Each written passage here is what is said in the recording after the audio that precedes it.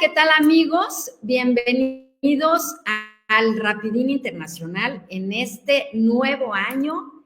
Ya estamos ahora sí estrenando el año nuevo, 2025. Hoy es 14 de enero, les estoy hablando desde aquí, desde Ginebra, Suiza, y les cuento que se oye un poco de eco porque estoy estrenando mi oficina aquí en Palacio de Naciones Unidas. Y lo que pasa es que tuvimos pues casi 6 años de renovación de todo el Palacio de Naciones Unidas, que es inmenso, y hasta ahora nos han regresado las oficinas de la prensa, las oficinas de los periodistas, y hoy, justamente hoy es el día que estoy estrenando mi oficina. Entonces, pues sí, como cualquier lugar que está vacío, porque no hay nada más que un escritorio, se oye un poquito el eco y se oye un poquito así, pero bueno, pues ya poco a poco nos vamos a ir ambientando y bueno, como siempre les voy poniendo fotos de los lugares más emblemáticos de este Palacio de Naciones Unidas, que es histórico porque aquí se han firmado una cantidad de tratados, resoluciones, de Consejo de Derechos Humanos, han pasado muchas cosas en este icónico Palacio de Naciones Unidas y yo les voy a ir enseñando partes de este palacio. Bueno, pues en este año nuevo, espero que ahora sí ya estén todos muy despiertos, ya pasaron los reyes, ya chocolate, ya pasó todo. Ahora sí a empezar con muchísimas ganas. Y bueno, les cuento del panorama internacional que estamos viendo desde aquí, desde Ginebra. Para empezar, hay alguna esperanza de que se firme la paz en la Franja de Gaza. Es muy probable que Israel llegue a un acuerdo muy pronto con Hamás para poder firmar el acuerdo de paz, bueno, no de paz, sino de cese al fuego de Israel en contra de la Franja de Gaza. Lo que está pasando es que quizá se está acelerando la firma de este convenio porque pues viene el gobierno de Donald Trump. El 20 de enero es la inauguración del gobierno de Donald Trump en Estados Unidos, es la inauguración, y me parece que Israel y Hamás pues quieren acordar en llegar a un cese al fuego a cambio del retorno de los rehenes que Hamás todavía tiene en su poder. No sabemos exactamente cuántos rehenes siguen en poder de Hamás, de esta organización terrorista. Ustedes se acordarán que el terrible 7 de octubre del año pasado hubo estos ataques tremendos. Del año pasado, no, del antepasado, perdón. Y hubo estos ataques tremendos de Hamás en contra de inocentes, de personas inocentes en Israel, muchos jóvenes que estaban en un concierto, personas que estaban en su casa con sus niños desayunando. Bueno, pues después de esta masacre que hubo tremenda y que hubo esta invasión de Israel en el territorio de la Franja de Gaza, pues finalmente parece que se va a llegar a un acuerdo y que los rehenes, no sabemos cuántos, pero se estima que cerca de 100 rehenes pueden regresar a Israel a cambio de un cese el fuego en contra de Hamás en la Franja de Gaza. Sabemos que los que más sufren son los palestinos, el pueblo palestino, los civiles inocentes, son los que más están afectados por esta invasión de Israel. Y bueno, esperemos que esto pues termine. Sabemos que, todo el mundo sabe que Palestina, la Franja de Gaza, es la zona ocupada por la potencia ocupante que es Israel. Entonces, bueno, no es exactamente una invasión, pero sí es pues una invasión armada en contra de Palestina porque los civiles palestinos no tienen cómo contestar a las balas y a los tanques y a todo lo que significa el ejército israelí. Entonces, pues, ojalá por el beneficio de los civiles en Palestina que se llegue a este acuerdo. Otra cosa que les quiero comentar es sobre Ucrania y ahora sí también la invasión rusa en Ucrania y esta guerra totalmente sin sentido y un despropósito total de Vladimir Putin en contra del pueblo de Ucrania. Y bueno, está Rusia con una cantidad de soldados rusos al frente, pero lo que está pasando es que como el gobierno de Ucrania, liderado por Zelensky, el ejército, pues ha estado aguantando y ha contestado a los ataques de Rusia. Y entonces el ejército ruso se está quedando sin muchas fuerzas en la delantera del ejército. Y también lo que está pasando es que hay muchos rusos que no quieren pelear en favor de Rusia. Hay muchos jóvenes que quiere el gobierno de Putin que se enlisten para ir a luchar al frente y contra Ucrania, que es literalmente otra invasión, porque aquí sí fue Rusia el que invade el territorio de Ucrania. Y entonces, lo que está pasando es que Rusia está contratando a soldados de Corea del Norte. Entonces, están llegando cientos de soldados de Corea del Norte a el frente ruso. Pero lo que sabemos también, y lo que no sé si lo tienen en el radar, pero Corea del Norte es una dictadura tremenda, autoritaria, en donde pues la gente tiene que hacer lo que Kim Jong-un quiere y lo que el dictador manda, porque si no, se van a campos de concentración hasta los niños.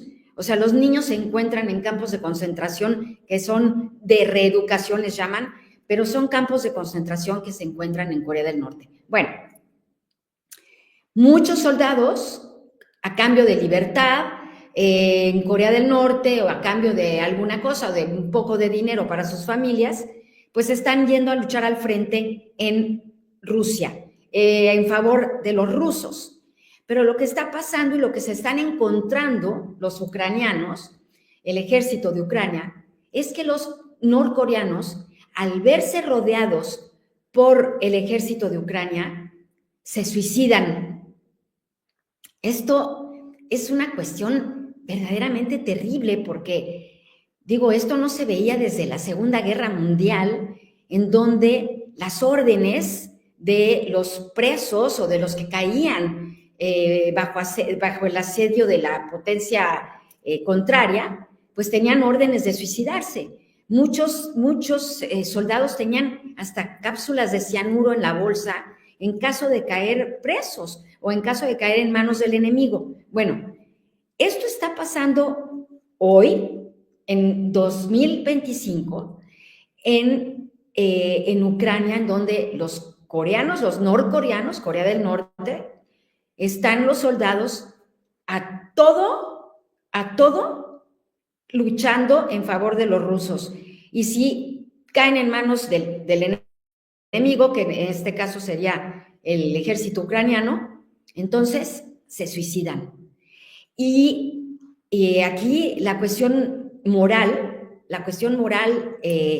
con Ucrania, con los soldados ucranianos, pues no quisieran que los norcoreanos se suiciden y pierdan la vida por una cuestión así. Entonces, aquí la cuestión moral está tomando muchísimo peso y, bueno, lo que se espera y lo que espera Naciones Unidas es que, pues, Vladimir Putin le ponga alto a esta guerra. Vladimir Putin y Zelensky se sienten en una mesa a negociar por la paz en esta guerra que es verdaderamente sin sentido. Realmente Putin calculó muy mal la invasión a lo que es Ucrania. Yo creo que pensó que en, no sé, una semana Ucrania se iba a rendir y no iba a pasar nada, y pues estamos viendo que no. Entonces, este conflicto se está alargando y pues Naciones Unidas espera, hoy hablamos con el encargado de Naciones Unidas para Ucrania y nos decían que esperan que pues se sienten las potencias a firmar la paz, y también todo responde a una urgencia porque pues viene el presidente Donald Trump a ocupar la presidencia en Estados Unidos. Entonces, pues ojalá que toda la urgencia que hay porque viene Trump, así como que ahí viene el coco y pues córranle porque no, quién sabe cómo nos va con Donald Trump. Entonces, bueno, pues esto está pasando también en Ucrania. Otra cosa que no es titular en ningún periódico, en ningún lado, que nadie toma en cuenta, es esta cuestión del Salvador. El Salvador es este país tan chiquito que está en Centroamérica y que cumple 33 años de los acuerdos de paz de Chapultepec. Recordemos que El Salvador también fue fustigado por una dictadura totalmente, arbitraria, muy agresiva, violencia contra civiles, contra niños, contra mujeres. Era un control verdaderamente espantoso. Y entonces, estos acuerdos de paz, pues cumplen 33 años de haberse firmado en Chapultepec, precisamente en la Ciudad de México. Pero lo que están observando expertos de Naciones Unidas, del Comité de Derechos Humanos, es que El Salvador, el gobierno de El Salvador, no está cumpliendo con cuestiones básicas de esos acuerdos. Entonces, lo que Naciones Unidas le pide al gobierno de El Salvador es que esos acuerdos se cumplan, porque se firma la paz, pasan 33 años, y sí, el gobierno de El Salvador ha logrado hacer algunas recomendaciones que le han hecho organismos internacionales, pero el día de hoy nos recuerda Naciones Unidas y le recuerda a El Salvador que tiene que cumplir con las recomendaciones que se le dieron para la paz en el país. Entonces, esperemos que el gobierno de El Salvador pues escuche lo que le dicen los expertos de Naciones Unidas y sigan con estas recomendaciones, porque pues hay muchos afectados todavía, sobre todo, como siempre, en todas las guerras, los niños y los civiles. Entonces, pues esperamos que los niños y los civiles, sobre todo los niños, sean respetados con estos acuerdos en El Salvador. Bueno, pues otra cosa que ya muy rapidito les cuento es, algo muy rápido que les quería decir es que no está en la agenda, pero que les quería comentar, es que también aquí en la conferencia de prensa que tuvimos con varios organismos de Naciones Unidas, nos hablan de que están muy preocupados por 1 millón de desplazados internos en Haití. Entonces, 1 millón de desplazados internos en Haití, en donde la mitad se calcula que son niños. Entonces, están tratando de irse a República Dominicana, pero República Dominicana ya no puede con más haitianos.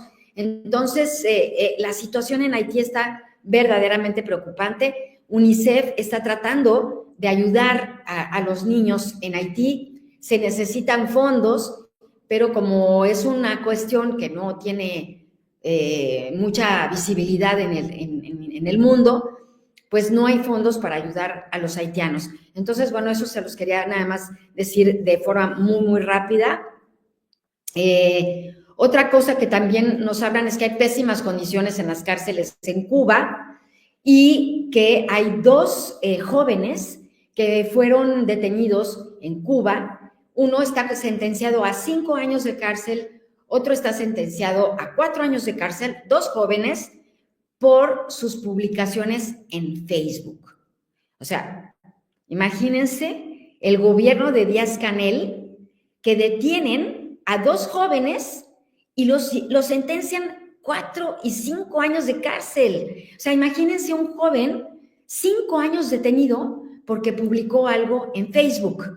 Entonces, claro, pues los jóvenes se quejan del gobierno, se quejan de todo, en todas partes del mundo, pero en Cuba los detienen y los meten a la cárcel. Entonces, bueno, eso es muy, muy preocupante y ojalá que alguien del gobierno de Cuba pues nos esté viendo y tome una acción en favor de estos jóvenes y los libere porque realmente no merecen 5 años y 4 años de prisión. Son castigos muy severos por una publicación en Facebook, aunque hayan dicho groserías y aunque hayan dicho lo que hayan dicho, no merece este castigo.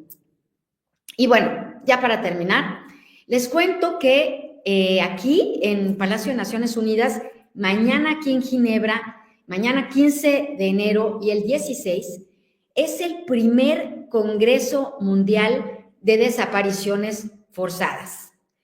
En México, pues sabemos y hay mucho dolor por tantas desapariciones que ha habido en México desde hace muchos años.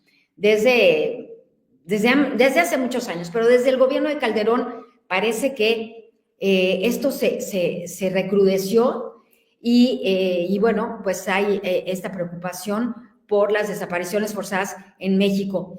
Pero para hablar sobre las desapariciones forzadas, porque me parece que hay una confusión también en ciertas personas que no entienden muy bien la diferencia que hay entre una desaparición y una desaparición forzada. Es un tema muy importante en México y también es una cuestión tremenda porque durante el gobierno de Claudia Sheinbaum, pues ya también se empiezan a registrar desapariciones y pues es un flagelo que no se logra disipar, no se logra eliminar y continúa pues sucediendo en el país y en todo el mundo. Entonces, este congreso va a ser muy interesante y pues fíjense que tengo una entrevista con la persona que yo conozco, que afortunadamente es mexicano, que es el que más sabe de esta cuestión de desapariciones forzadas en México y me atrevería a decir que en muchas partes del mundo. Es un experto sensacional que estuvo aquí en Naciones Unidas en el Comité para Desapariciones Forzadas, en el Grupo de Trabajo para Desaparición Forzada, fue presidente del Comité de Desapariciones Forzadas aquí en Naciones Unidas y pues tenemos el honor, de verdad, el gusto de recibir aquí en el Rapidín Internacional a Santiago Corcuera, experto en desapariciones forzadas, pues para hablar con nosotros un rato acerca de este congreso y sobre todo de esta situación en México. ¿Qué tal? ¿Cómo estás, Santiago? Querida Gaby, me da mucho gusto verte, aunque sea virtualmente, desde tus nuevas oficinas en el Palacio de las Naciones. Sí, sí. Qué bueno que ya les reinstalaron en sus aposentos. Sí, sí, sí. Y bueno, cuéntanos, porque mira, Santiago, como que siento que la situación de las desapariciones forzadas, como que en México ya se han normalizado, como que van contando cuántos desaparecidos hay. Ya vimos lo que pasó el sexenio pasado en que Carla Quintana hizo un registro verdaderamente minucioso, me parece, y pues el presidente López Obrador la corrió. Bueno, le dijeron gracias por participar. ¿Y cómo está la situación de desapariciones forzadas ahora en México? ¿Y cómo ves este congreso que va a haber aquí en Naciones Unidas? Cuéntame cómo ves las cosas, sobre todo en México, con este tema. Muchísimas gracias, Gaby. Déjame comenzar con lo último que me preguntas en relación con el Congreso.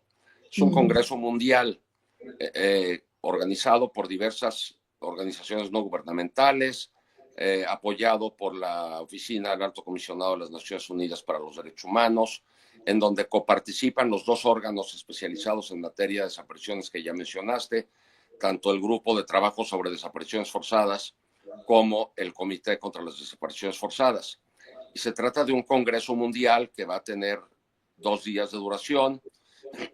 Por desgracia no pude yo asistir, no había, digamos, financiamiento para que todos pudiéramos ir, incluso las organizaciones no gubernamentales mexicanas estuvieron buscando apoyos económicos para poder estar presentes.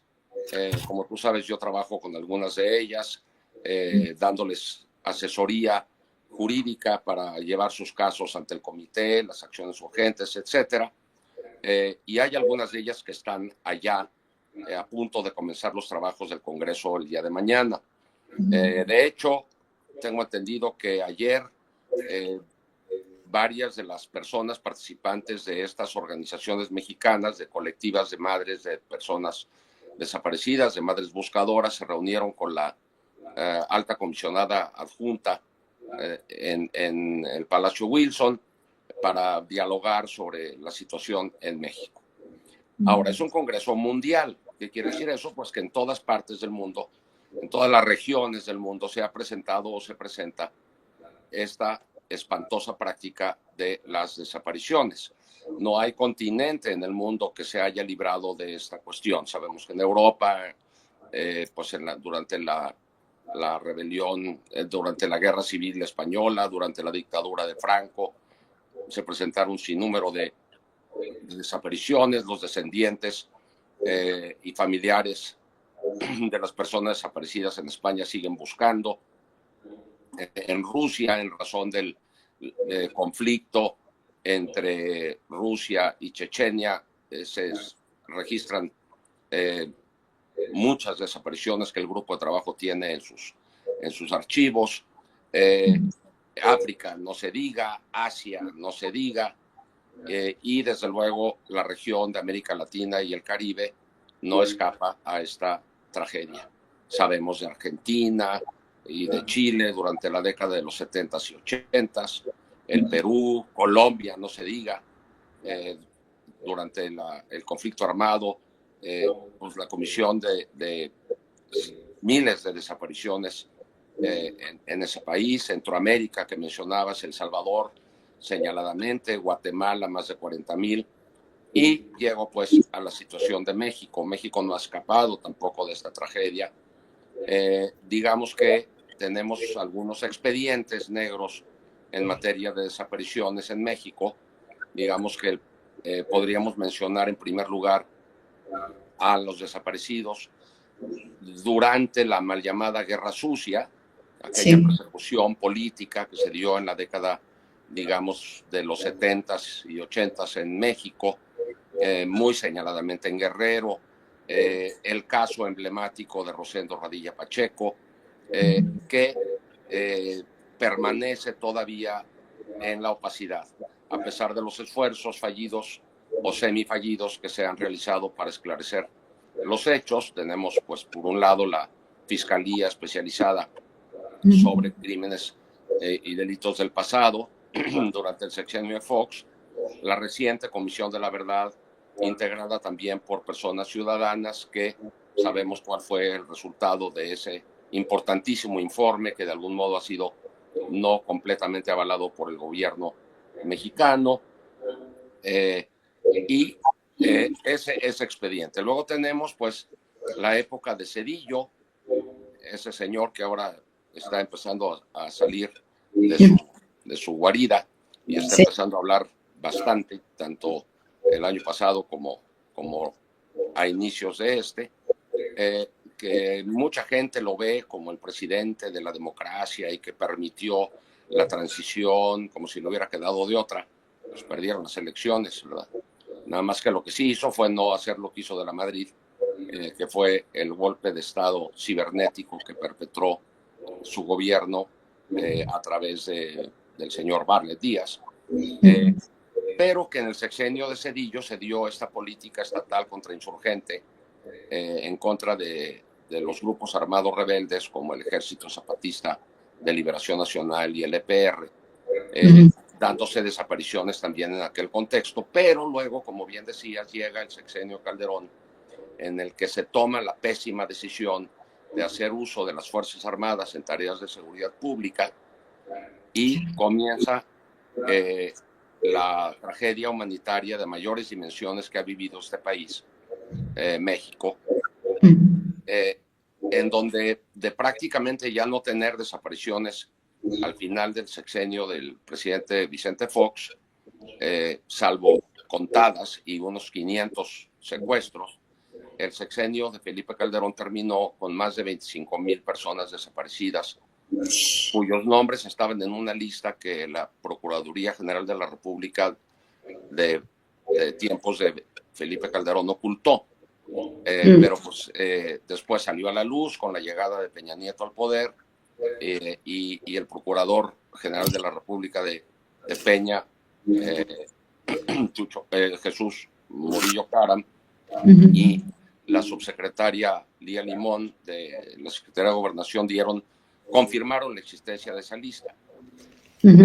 Pero después de 12 años, al final del sexenio de López Obrador y en los albores del sexenio o de la administración de la doctora Claudia Sheinbaum Pardo, se sabe por los registros oficiales de la Comisión Nacional de Búsqueda que ya tenemos más de 120,000 personas oficialmente reconocidas como desaparecidas en el país. Es una verdadera tragedia derivada de una política en materia de seguridad pública completamente fallida, iniciada por Felipe Calderón, continuada por Peña Nieto, aunque en los primeros 2 años de Peña Nieto le bajó el volumen a los operativos militares y se lograron bajar los índices de muertes violentas, por ejemplo. Después, en el sexenio de Peña Nieto, ocurre en el 2014 la desaparición de los 43 estudiantes de la escuela de Ayotzinapa, y se pisa el acelerador nuevamente con los operativos militares, dejando al país en una situación un poco peor que la de Calderón. Y luego, en cuanto a muertes violentas, el índice durante el sexenio de López Obrador, aunque él presumía que iban bajando, pues no bajan tanto, ¿no? Es imperceptible la reducción de incidencia de homicidios dolosos y si acaso de desapariciones. En cuanto a la frecuencia de estas, digamos que, si me permite hacer una analogía médica, es como si una persona que tiene problemas de sobrepeso, que se convierte en problemas de salud grave, de obesidad, que empieza a tener problemas graves en el funcionamiento de sus órganos vitales, porque llega a pesar 160 kilos, debiendo pesar 80. Entonces, en muchas ocasiones, en español, en el lenguaje coloquial, decimos ante un problema muy grande, decimos que estamos frente a un problema muy gordo, que el problema es muy gordo. Pues sí, en efecto, el problema de las desapariciones en México es un problema muy gordo y el problema de las muertes violentas en México es un problema muy gordo. Y aunque nos presume el gobierno que han ido bajando, la verdad es que han bajado tan marginalmente que no se nota a simple vista o por un observador razonable que realmente se perciba una mejoría. Es como si un gordo de 180 kilos dice que va mucho mejor, que porque ahora pesa 175, que en 6 años logró bajar 5 kilos. Pues francamente, cualquier persona razonable, sin tenerlo que subir una báscula, le dice, pues francamente, manito, no se te nota. Tendrías que someterte a un régimen muchísimo más intenso para restaurar tu salud.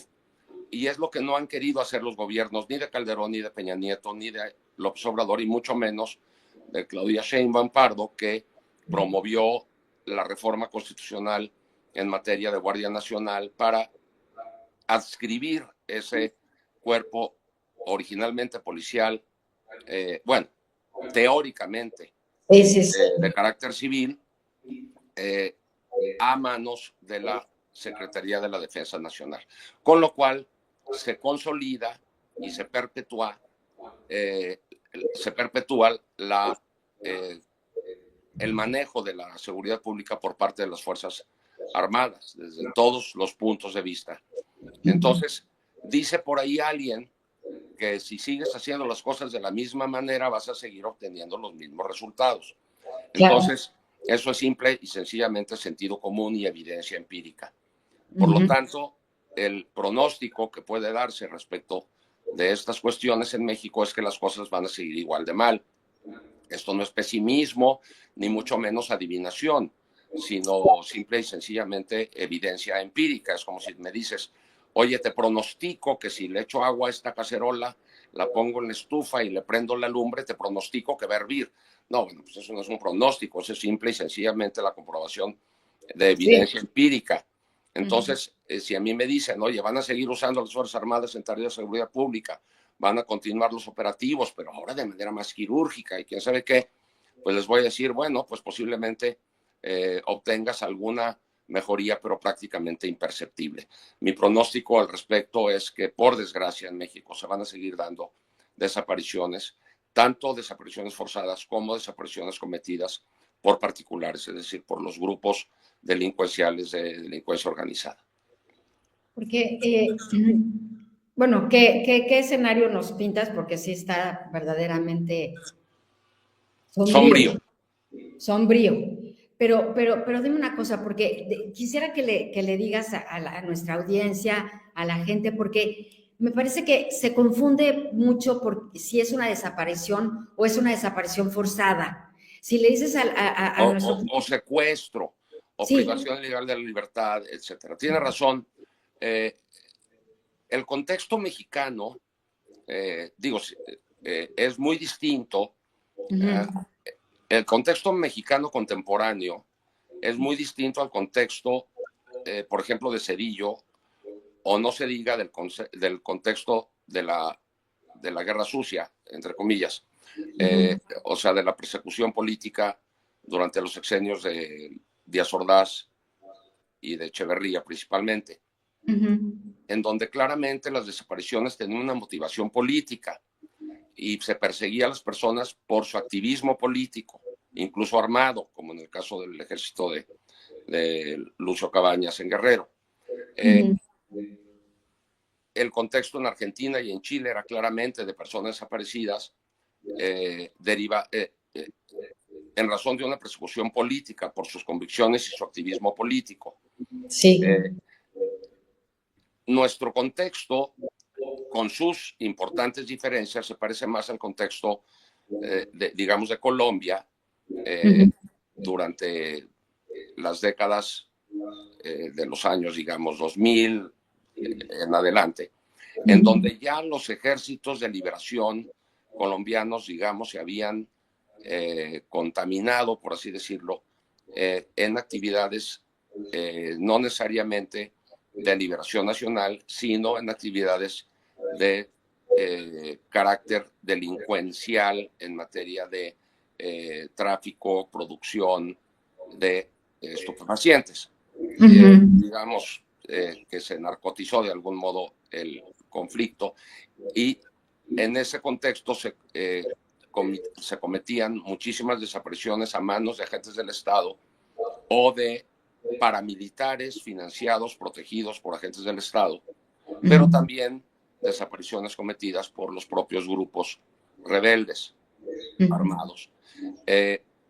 Hoy por hoy en México, aunque estos grupos armados no son de liberación ni persiguen teóricamente ningún propósito de carácter político de derrocar al régimen o de hacerse del poder, sino que están dedicados principalmente a la realización de actividades de carácter ilícito en materia de tráfico de drogas o de trata de personas. Esto no quiere decir que no tengan influencia política, como todas y todos sabemos, y que en muchas ocasiones, poco a poco y desde abajo, van adquiriendo control comunitario, control de municipios débiles, control de los cuerpos policiales de municipios, y estados infiltración en cuerpos policiales para ir realizando sus actividades sin que sean contrarrestadas por el Estado. Esa connivencia que existe entre los grupos delincuenciales y el Estado hacen que esas desapariciones cometidas por ellos se consideren desaparición forzada. Y entonces déjame contestar ahora sí a tus preguntas. La diferencia entre la desaparición forzada y la desaparición cometida por particulares, tal y como la conocemos en México, porque así quedó definida en la legislación mexicana, tiene su base en los artículos 2 y 3 de la Convención Internacional para la Protección de todas las personas contra las desapariciones forzadas de la ONU, que en el artículo 2 define lo que es la desaparición forzada y en el artículo 3 la distingue de la desaparición cometida por particulares sin autorización, apoyo o aquiescencia de agentes del Estado. Entonces, la desaparición forzada, stricto sensu, propiamente dicha, es la privación de la libertad a manos de, o que son obra de agentes del Estado o de particulares que actúan con la autorización, apoyo o aquiescencia de agentes del Estado y que después se niegan a reconocer esa privación de la libertad o se niegan a proporcionar información sobre la suerte o el paradero de la víctima de la desaparición. Entonces, la desaparición forzada propiamente dicha tiene intervención de agentes del Estado o de funcionarios públicos o de servidores públicos. Y es por eso, ya sea directa o indirectamente, ya sea porque lo cometa directamente un agente policial o un agente o un efectivo del Ejército o de la Marina, por ejemplo,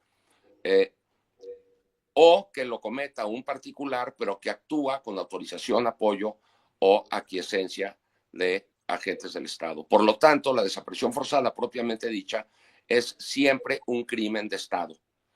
Yo sé que este término tiene muchas connotaciones y muchas críticas de que ese término no existe, pero bueno, yo le llamo crimen de Estado al hecho internacionalmente ilícito del Estado, que además es un crimen. Es decir, claro, es una violación al derecho internacional, pero esa violación al derecho internacional, además de todo, es un crimen. Algunos le llaman crímenes internacionales, yo prefiero llamarle en este caso crimen de Estado. La desaparición forzada propiamente dicha es siempre un crimen de Estado por la actuación directa o indirecta de agentes del Estado.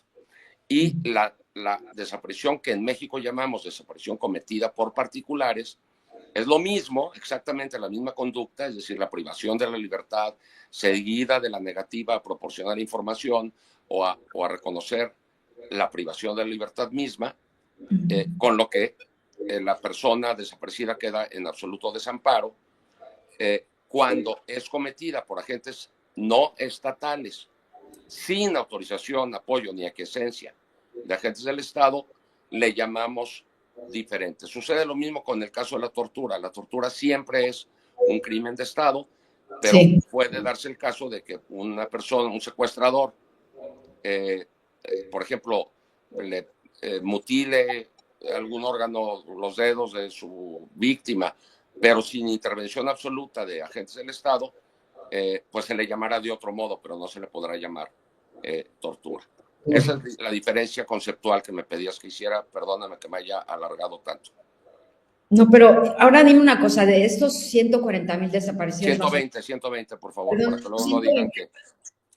Porque, bueno, sí, que digan que estamos exagerando. Sí, ok. Tú tienes además déjame que diga una cosa entonces, ya que intervine. La cifra negra no la conocemos. Seguramente son muchísimos más que 120, ¿eh? Muchísimos más, pero bueno. Claro. Pero bueno, de estos 120,000, ¿tienes algún estimado de cuántos son desapariciones forzadas? No, y desafortunadamente la base de datos no desagrega la información. Requeriríamos de una sistematización de esa base de datos para saber de esos 120,000 cuántos son desapariciones forzadas propiamente dichas y cuántas son desapariciones cometidas por particulares. Recuerdo muy bien que en la visita que hizo el grupo de trabajo sobre desapariciones forzadas a Colombia en el año 2005, una de las críticas que hizo el grupo de trabajo al Estado colombiano era respecto a la definición que todavía hoy permanece en su Código Penal de desaparición forzada, porque asimila en el mismo concepto la desaparición forzada propiamente dicha con la desaparición cometida por particulares. Y el grupo de trabajo le dijo que tenía que hacer la distinción, que no era lo mismo cuando eran cometidos por agentes no gubernamentales que por agentes gubernamentales de cualquier sector o nivel, que porque el meter todo en la misma canasta diluye la responsabilidad del Estado al no saberse con exactitud cuántos son obra de agentes del Estado y cuántos son obra de agentes delincuenciales sin participación de agentes del Estado. Entonces, aunque la legislación mexicana claramente distingue entre la desaparición forzada propiamente dicha de la desaparición cometida por particulares, la base de datos de la Comisión Nacional de Búsqueda no lo hace. Bueno, pues y ya nada más para terminar, y gracias por tu tiempo, Santiago. Yo sé que estás ocupadísimo todo el tiempo. No te preocupes, con mucho gusto y mucho compromiso, Gaby. No, bueno, muchísimas gracias y bueno, te estaremos hablando a lo largo del año por alguna otra razón que tenga que ver con este tema, pero me llama la atención porque sí estuve viendo para este Congreso Mundial que va a ser aquí en Ginebra, pues empecé a buscar en las listas y dije, qué raro que no venga Santiago, ¿no? Porque normalmente aquí estaría. No hubo lana, mi querida Gaby. Bueno, pero a ver, es eso. ¿Por qué no hay financiamiento? ¿Por qué no hay dinero? No, yo creo que se puso más. Mira, van a estar, no importa que no esté yo, claro que me hubiera encantado estar ahí, pero van a estar otras y otros funcionarios o integrantes, tanto del comité como del grupo de trabajo, ex integrantes van a estar ahí. Digo, por ejemplo, creo que va a estar ahí Olivier de Fuville, creo que va a estar ahí Emmanuel Decaux y otros de los ex integrantes del comité. Muy bien representada la Organización de las Naciones Unidas en el Congreso Mundial. Sí. No voy a estar presencialmente, pero voy a estar virtualmente el jueves a la 1:00 p.m, hora de Ginebra, en un side event, como le llaman, en español creo que un evento paralelo o una actividad paralela, a la 1:00 p.m, organizada por colectivas mexicanas. Una de ellas muy amablemente me invitó a participar virtualmente y estaré presente pues a través de plataforma para platicar sobre la situación de las desapariciones forzadas específicamente en México. Estará ahí una representante de alguna colectiva de madres de buscadoras, estará ahí creo que también Luciano Hassan, mi colega, que como yo ha sido integrante de ambos organismos, aunque yo fui primero integrante del grupo de trabajo y luego del comité. Luciano es al revés, Luciano primero fue integrante del comité y luego del grupo de trabajo, y lo mismo que Olivier de Fuville, primero fue integrante del grupo de trabajo y luego, después que yo y que Luciano, se integró al comité. Así que creo que somos solamente 3 personas en el mundo que hemos estado en ambos organismos de las Naciones Unidas, ambos organismos especializados en materia de desaparición forzada. Yo fui el primero, porque soy el más viejo de los 3. Así que me tocó, cuando llegué al comité, pues ser el primero en ocupar cargos en ambos órganos. Pero ya después Luciano lo hizo al revés que yo, y Olivier en el mismo orden que yo, pero después que yo, porque Olivier además es bastante más joven que yo. Entonces, pero va a estar muy bien representada la academia, va a estar muy bien representada los especialistas y expertos de Naciones Unidas o ex integrantes de Naciones Unidas de estos órganos, y yo estaré allí con ellas en espíritu, pero también a través de la plataforma. Sí, pero lo que yo iba es, sí, claro, va a haber muchísima gente aquí, pero ¿cómo va a estar representado México? No, si yo hubiera ido, no hubiera ido en representación de México, hubiera ido como mexicano, eso sí. Como mexicano. Pero y un acompañante de algunas de las organizaciones de madres de personas desaparecidas. Pero pues como te digo, ahí están acompañando estas organizaciones, especialistas mexicanos, pues de la talla de Michael Chamberlain, por ejemplo, que es una persona que yo no sé cuánto tiempo lleve en el trabajo de derechos humanos, sabio, conocedor, tanto en la teoría como en la práctica, y pues él va a estar allí presente y acompañando. Oye, yo te agradezco todas tus palabras tan elogiosas, pero eso no quiere decir que yo sea el único. Hay muchos otros activistas académicos y especialistas mexicanos que empezaron este trabajo mucho antes que yo, o más o menos contemporáneamente que yo, como tal vez Michael, incluso un poco antes tal vez, que están allí. Te agradezco muchísimo las cosas que dices de mí, que quién sabe qué, que más sabe, que quién sabe cuánto.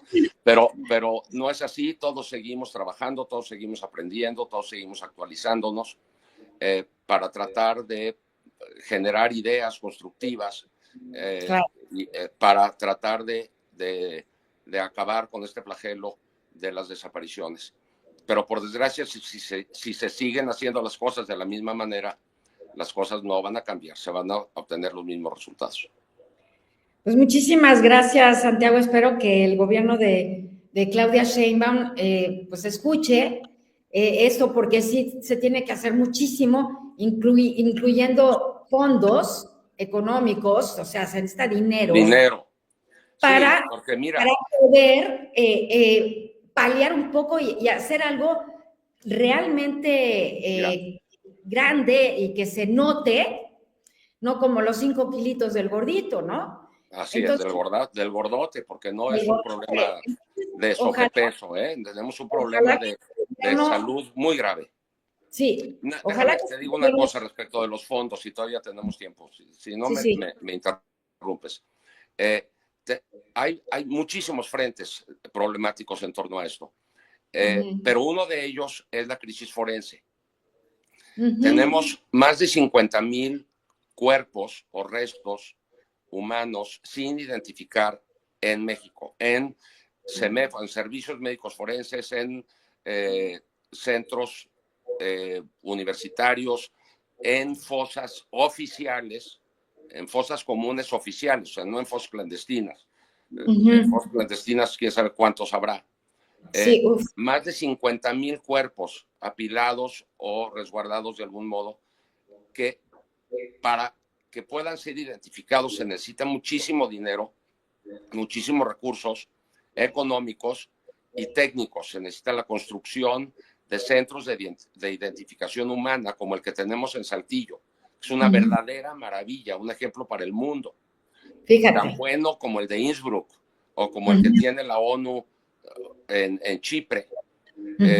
Incluso a mí, te confieso, yo he estado en el Centro de Identificación Humana de Chipre y hace poco me invitaron al de Saltillo y me quedé maravillado. Qué bueno. Pero es muy pequeño para el tamaño de la problemática. Y el de Morelos, ya viste lo que pasó. Se le retiraron los fondos, etcétera. Entonces necesitamos enfrentar la cuestión de la crisis forense con muchísimo más dinero, voluntad, para tener muchos centros de identificación humana como el Centro Regional de Identificación Humana que está en Saltillo. Esa es una cosa, identificar a los no identificados. Pero lo más importante, lo más importante es que ya no haya más desapariciones, Gaby. Claro. Que ya no haya más desapariciones. Que no sigan acumulando los cuerpos en los centros de identificación humana, sino que dejen de desaparecer las personas en el país. Eso es lo más importante. Para lo cual es necesario reconfigurar completamente el tratamiento a la enfermedad. La manera como se le está dando tratamiento a la enfermedad no ha dado resultados en 18 años. Caramba, pues yo creo que ya va siendo tiempo que nos demos cuenta que hay que cambiar el tratamiento. Ahora, el problema es tan gordo que no se va a resolver de la noche a la mañana. Es decir, no vas a llegar con el doctor con 190 kilos de peso y decirle, oiga, doctor, ¿cómo le hago para que la semana que entra pese yo nuevamente 78 kilos? No, señor, o no, señora, pues esto no se va a poder, ¿verdad? Usted tendrá que hacer algo mucho más a largo plazo y con muchísima disciplina. Eso es lo que, por desgracia, ante la equivocación de Felipe Calderón y dejar engordar el problema como se ha dejado engordar, la solución no va a ser inmediata. Lo que necesitamos es lo que el Comité contra las Desapariciones Forzadas le dijo a México que hiciera. abandonar el modelo militar de seguridad poco a poco, pero comenzar a abandonarlo ya. Es decir, ir conformando cuerpos policiales de carácter civil, con efectivos entrenados bajo la perspectiva y bajo el ángulo, bajo la luz de los principios de uso legítimo de la fuerza y de las armas, y no bajo principios de entrenamiento militar o bélico. Entonces, si no comenzamos a tomar esas medidas, pues vamos a ir igual de gordos, con un problema igual de gordo. Con un problema. Y entonces necesitamos empezar a reconfigurar las políticas de seguridad para que poco a poco se vayan reduciendo los casos de desapariciones en el país. Eso es lo más importante, que ya no haya más desaparecidos. Claro, que ya no haya más. Entonces, de verdad que sí, espero que Claudia Sheinbaum escuche, el gobierno de Claudia Sheinbaum, porque además del financiamiento del dinero y todo, lo principal también es que tenemos que tener, o sea, tiene que haber voluntad política. Sin duda. Si hay voluntad política, todo lo demás. Mira, ¿no? Por desgracia, no veo que haya voluntad política. Porque, por lo pronto, hasta el momento. ¿Por qué? Sí. Pues por la manera como apoyó con tanta fuerza y con tanta voluntad la reforma constitucional de la Guardia Nacional, Gaby. Entonces, ante esos indicios, pues Claudia Sheinbaum parece estar convencida de que lo mejor es que la Guardia Nacional esté en la Secretaría de la Defensa. Y aunque ella dice que están cambiando la estrategia y que veremos resultados, por desgracia, la evidencia empírica demuestra que a menos de que las Fuerzas Armadas se transformen en fuerzas policiales, es decir, lo que ya Alejandro Encinas llamaba ingenuamente, con todo respeto a Alejandro, la policiación de las Fuerzas Armadas, es algo así como una transformación del soldado en policía.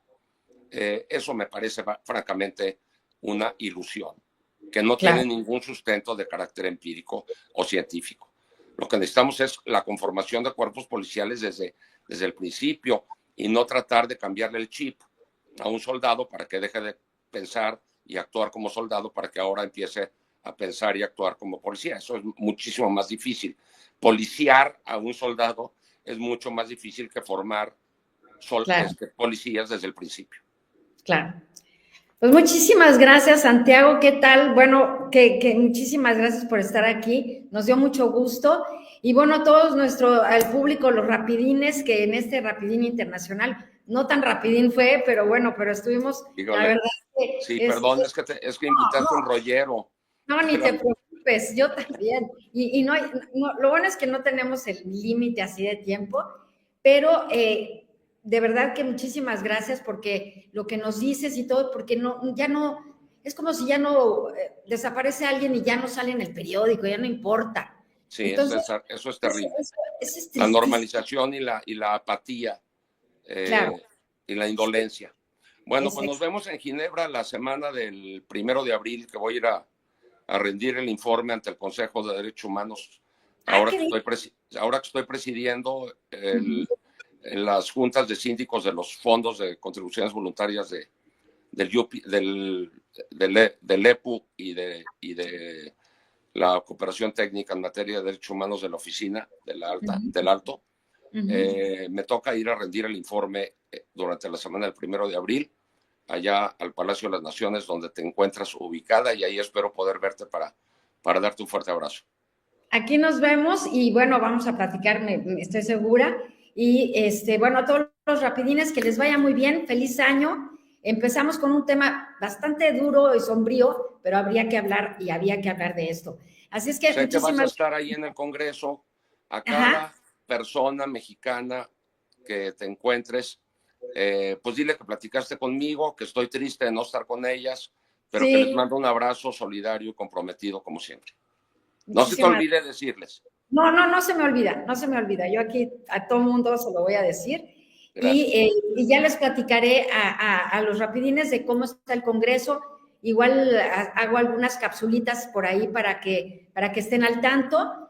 Vamos a hablar con Tere Vale para ver cómo lo organizamos. Y muchísimas gracias, Santiago. Que estén muy bien, sean felices. Chao, hasta luego.